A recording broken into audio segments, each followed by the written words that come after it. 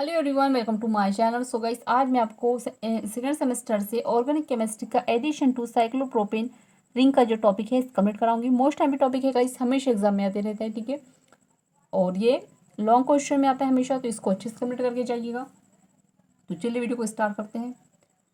तो देखिए क्या कह रहा है कि जैसे कि हम जानते हैं कार्बन कार्बन मल्टीपल बॉन्ड में एडिशन रिएक्शन कंपाउंड में उपस्थित पाई बॉन्ड के वीक के कारण होता है, ठीक है। अभी मैंने आपको वीडियो मतलब कि 2 वीडियो पहले आपको इलेक्ट्रोफिलिक, न्यूक्लियोफिलिक और फ्री रेडिकल्स का जो मैंने टॉपिक कंप्लीट करा है उसमें ये सारी चीज़ें डिटेल में मैंने समझाई है, ठीक है। तो कुछ से जरूर कीजिएगा, ठीक है। Addition electrophilic addition reaction, nucleophilic addition reaction, इस तरह से सारे जो भी रिएक्शंस है वो मैंने तीनों प्रकार की रिएक्शन समझा दी गई है, तो उसको चेक जरूर कीजिएगा, ठीक है। तो सबसे पहले हम समझने की कोशिश करते हैं। क्या कह रहे हैं कि कार्बन कार्बन जब multiple bond carbon carbon multiple bond में एडिशन रिएक्शन कंपाउंड में उपस्थित पाई बॉन्ड, ठीक है। तो देखिए यहाँ पर जो सिग्मा बॉन्ड होता है ना, यहाँ सिग्मा बॉन्ड होता है वो स्ट्रॉन्ग होता है और जो पाई बॉन्ड होते हैं वो वीक होते हैं, ठीक है। अब वीक होने के कारण क्या होता है, परंतु साइक्लोपेन रिंग में कोई डबल बॉन्ड नहीं होता। अब यहाँ पे जो यहाँ पर तो इतनी बात तो हमें समझ आ गई कि यहाँ पर जो पाई बॉन्ड होगा उसमें वो वीक होता है, लेकिन जो साइक्लोप्रोपेन रिंग में जब हम बात करते हैं तो यहाँ पर डबल बॉन्ड होता ही नहीं है। अब होता ही नहीं है, फिर भी इनमें एडिशन रिएक्शन आसानी से होता है। तो एडिशन रिएक्शन तो हमको पता था अभी तक कि एडिशन रिएक्शन तो पाई बॉन्ड में होता है, ठीक है, पाई बॉन्ड की वजह से होता है। लेकिन इसमें ये कह रहा है कि इसमें कंडीशन ये आ रही है कि डबल बॉन्ड होता ही नहीं है, तो फिर पाई बॉन्ड भी नहीं होगा। अब पाई बॉन्ड नहीं होते फिर भी इसमें एडिशन रिएक्शन आसानी से।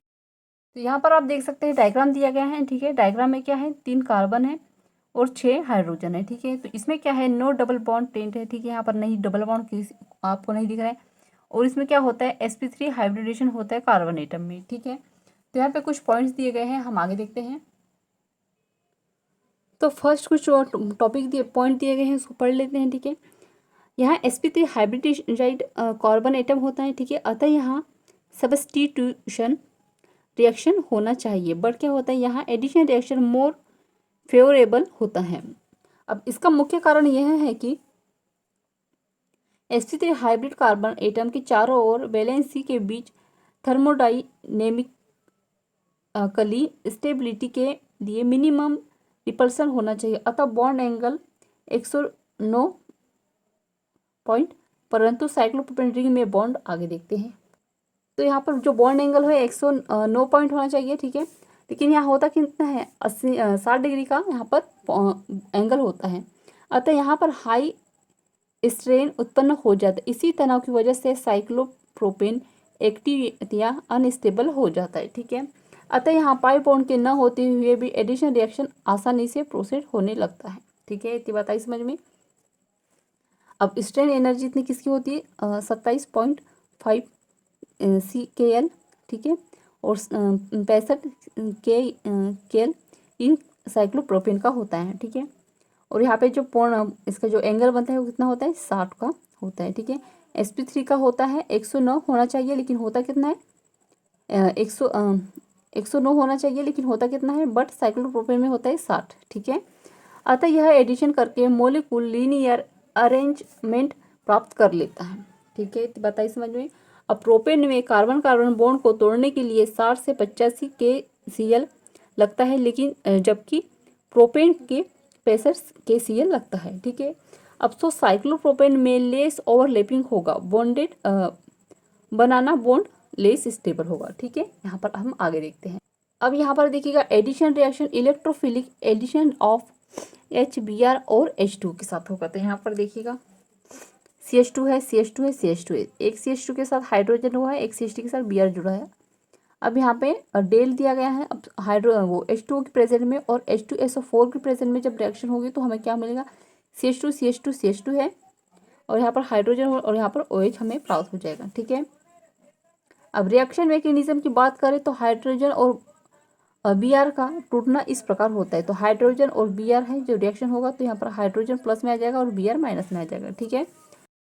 अब आगे देखिएगा तो साइक्लोप्रोपेन में सभी बॉन्ड सेम इंट्रोमेंट के होते हैं, अतः एक कार्बन में इलेक्ट्रोफिलिक तथा सामने वाले कार्बन में न्यूक्लियोफिल ऐड करेगा जिससे रिंग ओपन हो जाएगा, ठीक है। मतलब एक 2 कार्बन होंगे डबल बॉन्ड के साथ, तो एक कार्बन में इलेक्ट्रोफिल होगा और सेकेंड वाला जो कार्बन होगा उसमें न्यूक्लियोफिल ऐड करेगा, जिससे क्या होगा, रिंग ओपन हो जाएगा। ठीक है।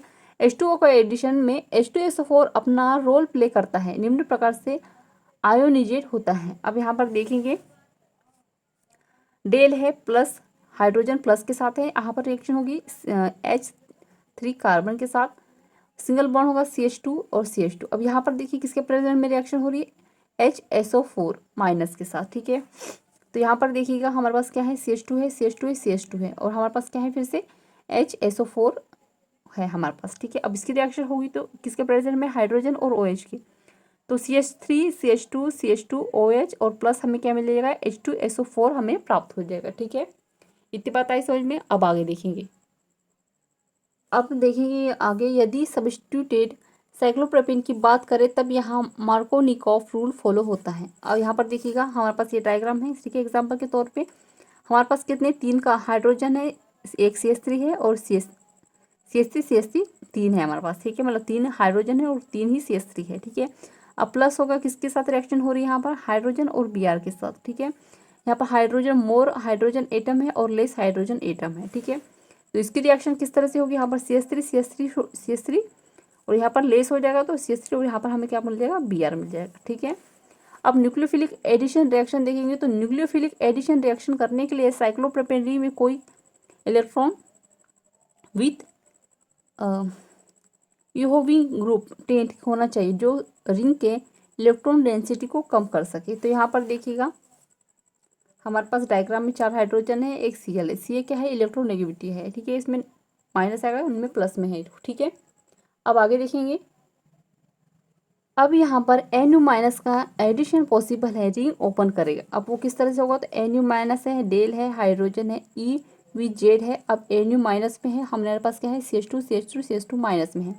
किसके प्रेजेंट में रिएक्शन होगी, हाइड्रोजन प्लस के साथ। तो यहाँ पर ये हाइड्रोजन ये Cl और ये Nu, तो ये रिंग क्या हो जाएगा, ओपन हो गया। ठीक है, मतलब ये इस तरह से बंद था तो ये क्या हो गया, खुल गया है। आई बात समझ में। अब आगे देखेंगे, अब फ्री रेडिकल एडिशन है हमारे पास। तो फ्री रेडिकल जनरेट करने के लिए HU का हीट की आवश्यकता होती है। तो यहाँ पर देखिएगा Br है। ठीक है, HU के साथ प्रेजेंट होगी तो 2 ऑफ Br है हमारे पास। यहाँ पर HU के प्रेजेंट होगा तो 2 Br मिल जाएंगे, 2 Br मिलकर ये क्या है, होमोलिटिक क्लेव्स है। अब यहाँ पर एक रिंग दी गई है और यहाँ पर Br है। अब होमोलिटिक क्लेव्स Br प्रेजेंट में है तो CH3 जुड़ जाएगा और यहाँ पर Br जुड़ जाएगा, ये रिंग क्या हो गया, ओपन हो गया। ठीक है। अब यहाँ पर देखिएगा, इसको हम इस तरह से लिख सकते हैं, CH3 है, CH3 एक Br यहाँ जुड़ जाएगा, एक Br यहाँ जुड़ जाएगा प्लस Br के साथ। ठीक है, इतनी बात आई समझ में। तो यहाँ पे जो है हमारा टॉपिक एंड होता है। आपको पता चल गया कि ये जो साइक्लोप्रोपेन रिंग है वो बंद होता है और फिर ओपन कैसे हो जाता है। ठीक है, तो काफ़ी एग्जाम्पल दिए, मतलब कि इलेक्ट्रोफिलिक, न्यूक्लियोफिलिक और फ्री रेडिकल एडिशन से भी हमने मतलब तीनों से यहाँ पर एग्जांपल देकर समझा दिया है। तो काफ़ी अच्छे से समझ में आ गया होगा आपको कि ओपन रिंग कैसा होता है करके। ठीक है, क्या प्रोसेस होती है। सो आई होप आपको ये वीडियो काफ़ी समझ में आ गया होगा। सो प्लीज़ चैनल को लाइक सब्सक्राइब कर दीजिएगा, साथ ही बेल आइकन प्रेस कर दीजिएगा। कमेंट में ज़रूर बताइएगा आपके नोट्स कैसे लगे। और MSc केमिस्ट्री ऑल सेमेस्टर के नोट्स परचेस करने के लिए आप मुझे व्हाट्सएप पे मैसेज कर सकते हैं, डिस्क्रिप्शन में व्हाट्सएप नंबर शेयर कर दूँगी। Thank you.